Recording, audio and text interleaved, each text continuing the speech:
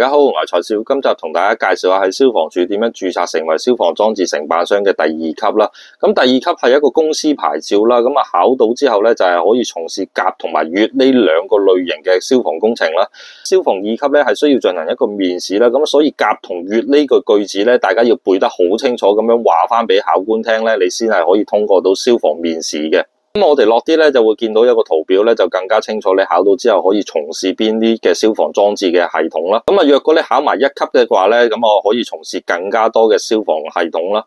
我哋註冊嘅時候咧，咁第一樣嘢咧就係要提交文件啦。咁而第二件事咧就係要進行一個面試啦。咁面試咧係大概30分鐘到嘅。考官有兩個啦，第一個考官咧主要咧係問你咧喺公司嘅情況、受僱情況，可能你月薪啊、返工嘅時間啊等等咧，佢會調查你啦。咁第二個考官咧，佢就會問你咧消防裝置系統嘅一啲運作同埋驗收等等嘅。咁而再落咧第三樣嘢咧，重點就係咧你要有一個工場同埋買定一堆嘅設備啦，係要喺消防處嗰度登記咧，有一個特定嘅編碼啦，咁會有年檢去檢查啦。最緊要睇下我哋今次考試嘅時候要交邊啲文件啦。一般最簡單就係公司嘅證明啦，同埋咧我哋對學歷咧都係有要求嘅。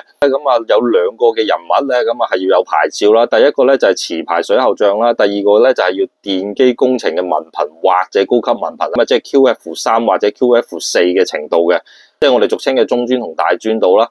電機工程文憑咧，亦都係有要求嘅，有認受嘅學院咧頒發嘅電機文憑咧，先係認受嘅，唔係一般野雞嘅讀完嘅電機文憑咧都係可以嘅。呢兩個人咧都係需要各面試一次嘅，而最後咧就係咧需要有一個工場啦，要不少於10平方米嘅，最緊要係有一堆嘅裝備清單嘅。咁而裝備咧要有邊啲咧，就係落到去下邊睇啦。消防二級呢度咧就會列咗一堆嘅工具，因為消防公司嘅牌照係比較難考嘅，咁目前全港咧都係得幾百間嘅公司嘅啫。希望今集嘅介紹幫到大家咧，就係理解同埋考到牌啦。